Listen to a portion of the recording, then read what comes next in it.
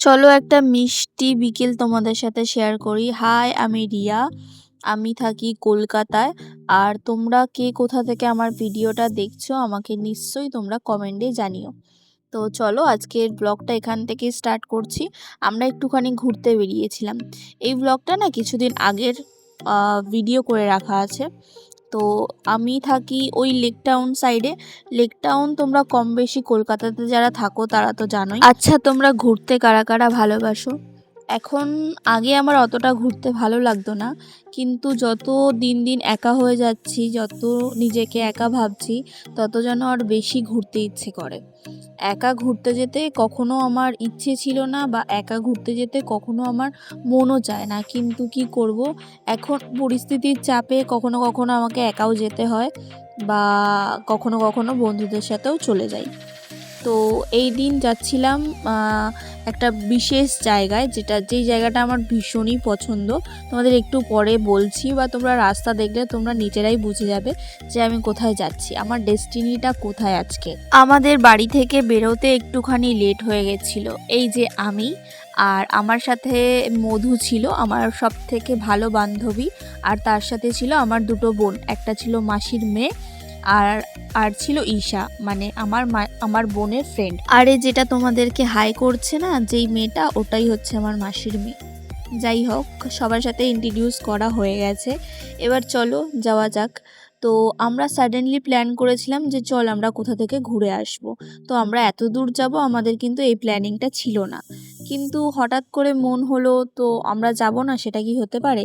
তাই জন্য বললাম চল একটা ক্যাব বুক করি, ক্যাব বুক করে চলে যাই।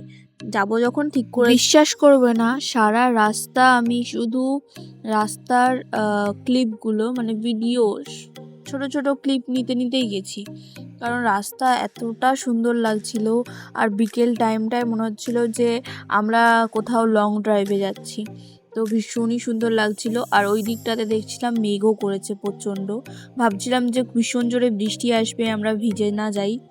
আর তখন ভীষণ গরমও ছিল, তাই ভাবছিলাম যে ভীষণ জোরে বৃষ্টি আসবে, আমাদের কাছে ছাতা টাতা কিচ্ছু ছিল না। তারপরে আস্তে আস্তে বললাম যাই, দেখা যাক কী হয়। অনেকটা দূরে চলে এসেছি আমরা হাইওয়ে পার করে। তো এখানে আমরা আর কি রাস্তার ফিলটা নিচ্ছিলাম। আমি রাস্তার ভিডিওই বেশি করে গেছি, বিশ্বাস করো। ওখানকার ভিডিও থেকে আমার মনে হচ্ছে রাস্তাটার শান্তি লাগছে। সবসময় বাড়ি কাজ এগুলো করে না, মানে জীবনটা যেন একটা একঘেয়েমি মতো হয়ে গেছিলো। এই জন্য কিছু চেঞ্জ করার জন্য, আসলে কথায় আছে না, জীবনে কিছু না কিছু চেঞ্জেস করা অনেক দরকার। জীবনে যত চেঞ্জ হবে তত জীবনটা আরও নতুন করে বাঁচতে শিখবে। যাই হোক, একটু বেশি জ্ঞান দেওয়া হয়ে যাচ্ছে। এটা হচ্ছে হুগলি সেতু। এই দাদাটা, যে ড্রাইভার দাদাটা আছে, উনি একটু ভুল রাস্তাতেই আমাদের নিয়ে চলে গেছিলো। কিছুক্ষণের জন্য না ভয় পেয়ে গেছিলাম, কারণ আমরা চারটে মেয়ে ছিলাম। মেয়ে বলে কথা না, একটা মনের মধ্যে ভয় হয়ে গেছিলো। এখন তো সহজে কাউকে বিশ্বাস করা যায় না, তাই না?